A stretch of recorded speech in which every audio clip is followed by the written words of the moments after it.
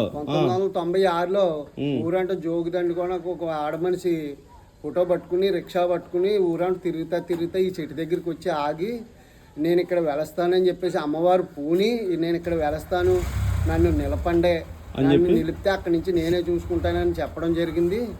అదే సంవత్సరం దసరాకి దేవిని ఫోటో పెట్టి పందిరేసి నిలపడం జరిగింది. అక్కడి నుంచి ప్రతి సంవత్సరం ఒక వెరైటీ జరుగుతూ వచ్చింది. ఇక్కడ సంవత్సరం మార్పు జరుగుతూ వచ్చింది. ఇక్కడ మనం నవరాత్రులు స్టార్ట్ చేసి 29 సంవత్సరాలు 5 సంవత్సరాలు మాకంటా ముందర 5 సంవత్సరాలు మాకు మా చిన్నాన్నలో మా పెద్దలో చేశారు. కొంచెం మంది 5 సంవత్సరాలు పెద్ద ఇంకో కమిటీ చేశారు. ఇప్పుడు మేము 24 సంవత్సరాల నుంచి ఈ కమిటీ చేస్తున్నాం. ఫస్ట్లో మాకు తెలియదు కానీ మేము వచ్చేటప్పటికి 750 రూపాయలు సందా. ఇక్కడ ఏంటంటే వాళ్ళందరూ మన ఊర్లో వాళ్ళందరూ వేసుకున్న సందా 750 రూపాయలు. అలా ప్రతి సంవత్సరం 2 ఏళ్ళు 5 ఏళ్ళు అలా 10 ఏళ్ళు 15 ఏళ్ళు అలా పెరిగితే ఇవాళ దగ్గర 3 లక్షల దాకా వచ్చింది.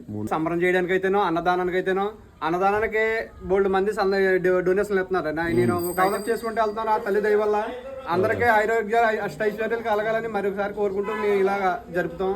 పెట్టి ఆ యొక్క మూలని పందిరి వేసి చక్కగా ఆ యొక్క 9 రోజులు కూడా అర్చన చేసుకుని ఊళ్ళో అందరికీ కూడా అమ్మవారి యొక్క నైవేద్యం అందాలి అనే ఉద్దేశంతో పులిహార వితరణ చేసేవాళ్ళం. అలాగే 2009 సంవత్సరంలో తోట గోపాలకృష్ణ గారి యొక్క సహకారంతో నల్లవ నాగేంద్ర గారు అలాగే మార్ని బొజ్జయ్య గారు యొక్క సహకారంతో ఈ యొక్క ఆలయాన్ని నిర్మించడం జరిగింది.